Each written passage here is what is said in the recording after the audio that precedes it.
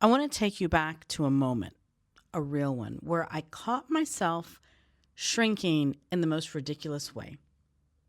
So picture this. I was standing in a store holding something I really wanted, something that felt a little bit bold for me. And instead of just buying it, I suddenly looked around to see who was watching me. Like I was about to commit some sort of crime by choosing something that lit me up, that it was not meant for me, that I wasn't allowed to do it. Nobody was looking and nobody really cared. And yet there I was acting like the cashier was secretly judging my entire personality based on this one purchase. And in that moment, it hit me. I wasn't shrinking because someone actually disapproved. I was shrinking out of a habit that I didn't even remember learning. That realization, that cracked something open for me. Because how many times do we do this silently to ourselves, soften ourselves, or hold ourselves back for people who aren't even paying attention?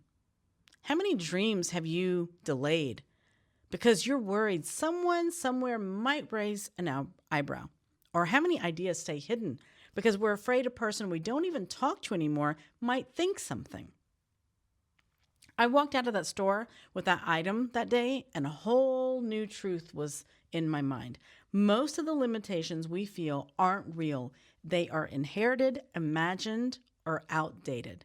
And I knew then that I had been living far below the volume life was calling me to speak at. So I want to dig into that with you today because I know that there's some of you that are doing the exact same thing. We're not talking about the subtle, sneaky way we shrink ourselves and the moment you finally realize you're done playing small. This is about a friend calling you out with love, fully designed to help you step into this year with presence that matches your purpose. Because the truth is simple. You are never meant to live a reduced version of your own life. You ever look back at an old version of yourself and think, wow, I was really out here living on the clearance rack of my own potential? I mean, because that's exactly how I felt once I realized how long I had been shrinking and still continue to from time to time. Shrinking is sneaky. It's not dramatic either. It doesn't announce itself. It shows up in tiny moments like not sharing your ideas, downplaying your achievements, pretending something doesn't matter when it actually lights you up, editing your personality to avoid being too much.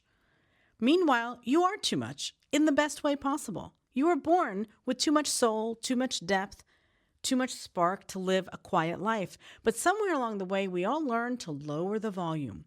And you want to know the wildest part? We learned it from people who weren't even listening. You know, this imaginary group that we call they're going to judge me. They'll think I'm doing too much. They won't take me seriously. Okay, but who are they?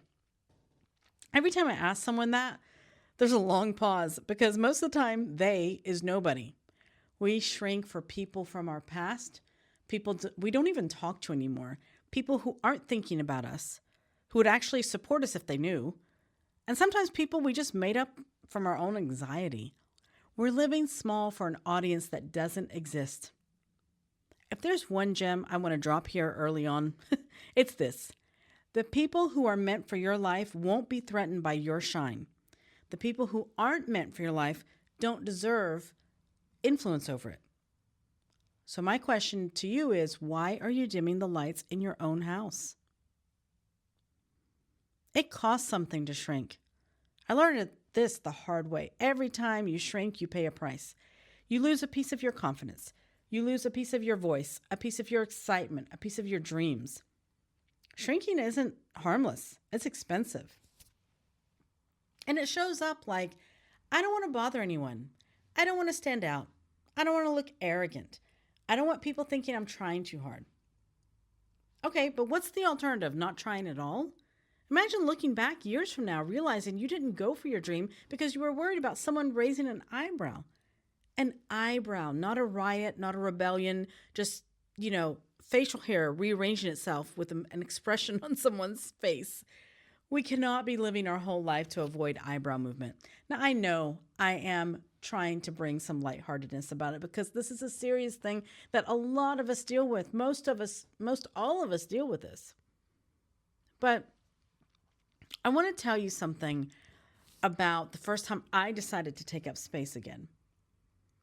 I was super nervous. My voice shook, my hands shook, my confidence was basically on airplane mode. But something inside of me said, do it anyway. So I did. I showed up fully, not halfway, but the real version of myself.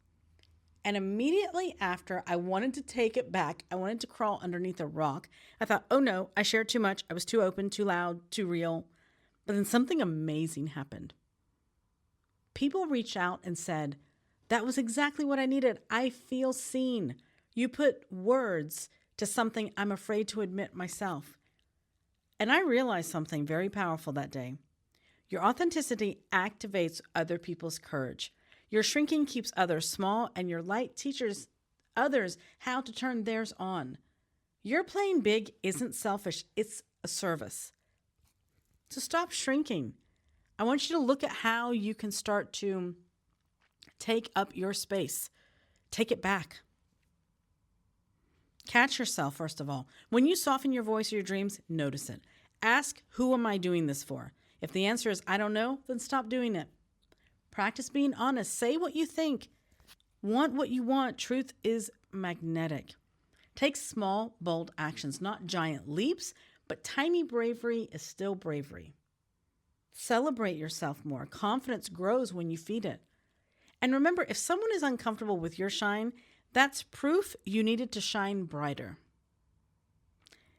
If you're listening right now and you've been shrinking in any way, your voice, your creativity, your goals, your personality, I want to tell you something clearly and gently, and most of all with love. There's nothing wrong with your size. There's nothing wrong with your ambition, nothing wrong with your dreams. You're not too much.